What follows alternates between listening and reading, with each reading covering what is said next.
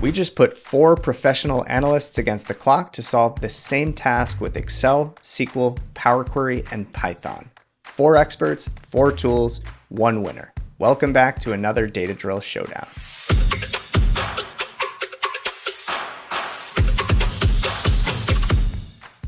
All right, welcome everybody to Data Drill number 10, Estimate the Estate. For this one, we're stepping into the world of Manhattan real estate, where we've got a data set containing property sales over the last 12 months, including the zip code, building class, square footage, and sale price. But like most of the data we deal with here in the real world, there are some issues we've got to deal with. In this case, not every transaction includes a sale price. That's because when properties change hands without a cash transaction, like between family members, for example, the sale price is recorded as $0. It's technically accurate, but these types of blank or missing values can cause some serious headaches down the road. So our task here is to estimate market values. If we have a non-zero sale price, we can just use that. Otherwise, we'll need to impute or estimate the market value based on the price per square foot for similar sales. That means properties within the same zip code and building class. Now, if you want to play along, pause the video here and grab the data set at mavenanalytics.io/data-drills. It's completely free to play along and a great way to build practical, real-world data skills. So with that, let's meet our showdown competitors. Kicking things off, we've got our fan favorite Enrique Ruiz representing the undisputed OG of the data space, Microsoft Excel. Next, we've got John Pollard, the SQL baller, desperately trying to query his way to victory. In the number 3 slot, we've got Aaron Parry putting the power in Power Query. And last but not least, we've got Alice Zhao trying to secure back-to-back wins for Python. So that's our lineup for today. Let's start the showdown. To solve this using Excel, I'm going to start by calculating the price per square feet for each property. We're just going to divide the sale price by the square feet. We will get zeros for sales price of 0. That's okay for now. And then what we eventually want is to estimate the market value for each property. Now, whenever we do have a sale price, we're just going to use that. But if the sale price is equal to 0, then we need to estimate the market value by using the average price per square foot for properties in the same zip code and in the same building class. So we're actually going to use average ifs because we need to use multiple condition. So it's going to be the average range is going to be the average price per square foot whenever the zip code is equal to this zip code, the building class is equal to this building class, and then the final condition that we need to add, we need to make sure that we're not counting any of these 0 values in our average because that's going to skew those. So to exclude that, we need to make sure that the price per square foot is not 0. So we actually need to place that between quotations, is not 0, close quotations, close our average if function. So we need to multiply that by the square feet of the property. And then if the sale price is not 0, so the value is false, well, let's just return the sale price. Close this, press enter, and now we have the market value. Let's use the same formatting as these.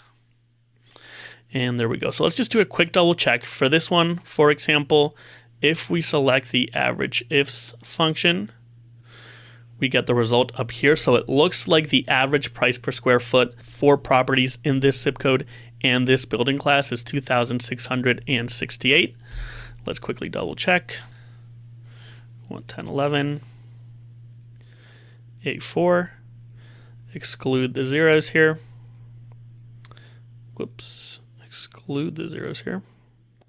And the average price per square foot is 2,668. So we are calculating those correctly. So we do have the market values for all of these zeros.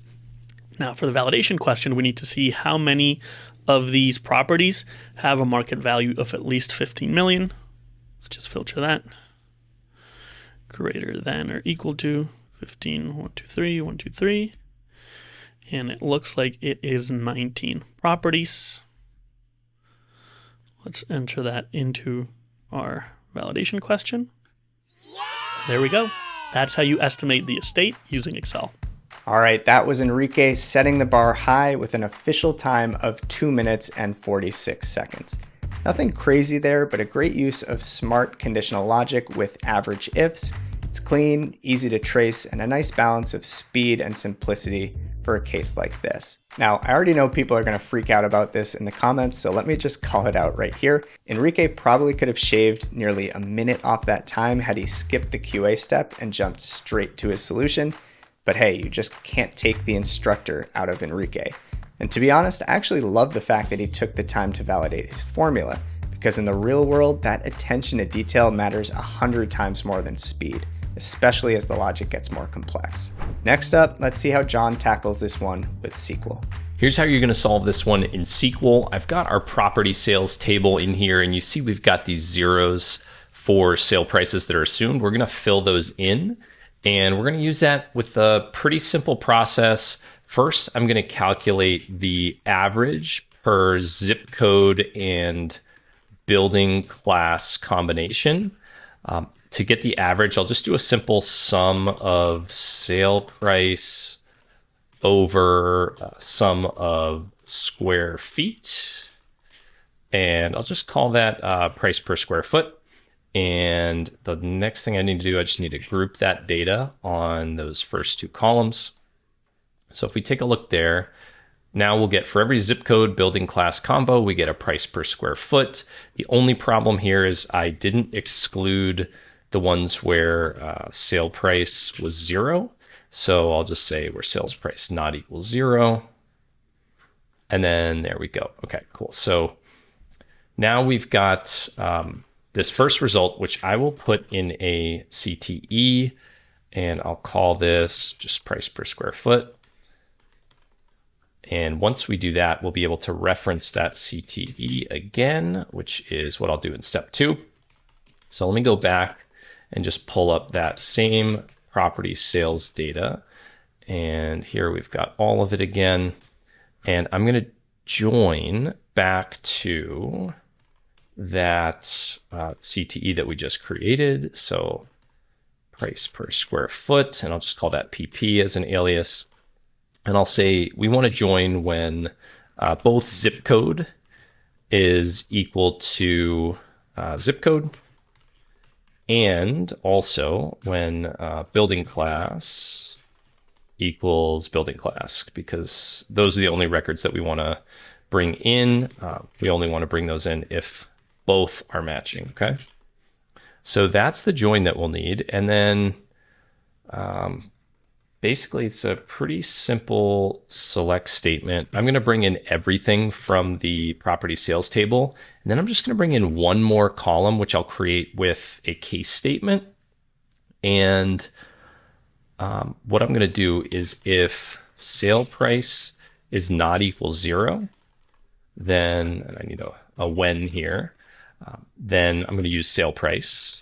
And just to be explicit about where I'm getting it from, always a good practice here. I mean, it wouldn't have broken the query, but just so that you can see where it's coming from. And then I'll say else. Then I'm going to bring in, basically I'll need a calculation actually. So I'll need the price per square foot that we already calculated before. And then we'll multiply that by the square feet, and that's from the other table from property sales. And I'll call this market estimate. And that should do it. Let me see what these results look like. Did something wrong here. Price per square foot is not, this is not the same way that I named it later. So perfect. Okay, cool. So now you see we have the sale price in the original data, and in those cases, we calculate an estimate. So I think I'm good. Just to make sure that I did this all right, I'm going to stick a where condition here, because the data drill has a verification step where I'm supposed to see how many properties have an estimated value greater than 15 million. And let's see what we get when we run this now. So 19 rows returned. We can just pop that in here and see if we got it right. All right, awesome. So that's how you solve it in SQL. Basically, two-step process, creating a CTE that calculates the average per zip code and building class combo, and then joining that in and using a simple case statement that uses sale price if you have it, and then calculates an estimated market value if you don't. All right, solid showing from John, but with a time of just over 4 minutes, looks like SQL won't be taking the data drill crown today. That said, this is a great demonstration of how to break down the logic using common SQL techniques like case statements, left joins, and common table expressions or CTEs. The upside is that you end up with a nice, robust pattern for solving these types of imputation problems, but the downside is that defining all that logic up front can be tedious and sometimes error prone. Up next, let's see if Aaron can work some magic with Power Query in Power BI. All right, so we're going to tackle this data drill using Power Query in Power BI. And the first thing that we need to do is create a new custom column for price per square foot. And this is going to equal the sale price divided by our square foot amount. And this is going to give us a price per square foot value that we can use as an input to a different calculation here in a minute. So we want to duplicate this table. And with this duplicate table, we need to group by. And like it says in the instructions, we need to use the zip code and our building class to then create a calculation that we can help estimate these sale prices of. So we're going to use the average price per square foot. Our operation is going to be the average, and that's going to be of the price per square foot column that we just calculated. So now this gives us a table that we can then merge back into our original table. So we'll come back to the original table. And when we merge these, we actually want to merge on two fields, the zip code field. And then if we hold down Control and select our building class, we're going to merge on these two fields, left outer. We can see that we get all of our matches as we would expect. And that resulting table, all we really care about is this average price per square foot value. We don't need to use the original column names, so we'll leave that deselected. And now, in cases where there's a zero sale value, we can actually infer what that sale price is going to be using this average price per square foot multiplied by the total square foot amount. So we'll come back and add a new column. And let's call this market value. And we'll use a basic if statement here. So if the sale price is greater than 0, then sale price. Else, we want to take the average price per square foot and multiply that by the number of square feet. So click OK. That gives us our market value column. And then we need to filter this column for values that are greater than 15 million. So 15 and it's 6 zeros, 3, 4, 5, 6. Click OK. And we get 19 records. So we'll jump over to our data drill, enter 19. And that's how you estimate the estate using Power Query and Power BI. All right, Aaron Parry turning up the heat on this drill with an impressive time of 2 minutes and 40 seconds. Really solid approach and a great way to showcase some of these tools that make Power Query such a beast for data prep and transformation, like merging queries, grouping data, and defining custom columns. Now keep in mind, you could certainly tackle this drill with DAX measures as well, but in this case, Aaron was able to get the job done as close to the source as possible without having to load all that raw data into Power BI. All right, we've got a tight race taking shape, but we aren't done yet. Let's kick it over to Alice and see if she can pull out another win for Python. All right, the first thing I'm going to do is import pandas and read in our CSV file. And from here, I'm going to create a new column that's going to calculate our price per square foot. And to do that, I'm going to take the total sale price and divide it by this square foot. And if we take a look at the output, you can see I get this calculation, but the 0 is incorrect because of the 0 sales price. So I'm going to do a replace here to replace that 0 with a NaN value. And I have to do an import NumPy as well. And you can see here, now this is going to be ignored for future calculations. All right, so next we're going to create a new column to get the average price per square foot.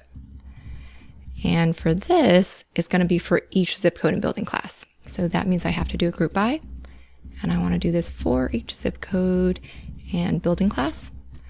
And I want to get the average price per square foot. Okay, now typically I would do a mean here to get the average, but I'm going to do something called a transform mean instead, and that's going to make my output more suited for our solution. So here, with the transform, instead of getting one single value, I get the same value on each row. And you can see for this zip code building class combo, it's different.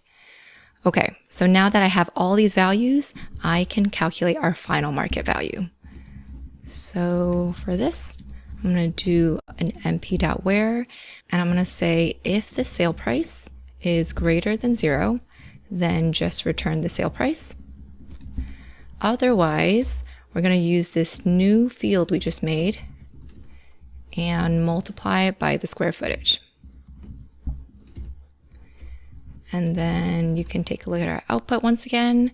Here are all our market values, and so we can count the number that are over 15 million.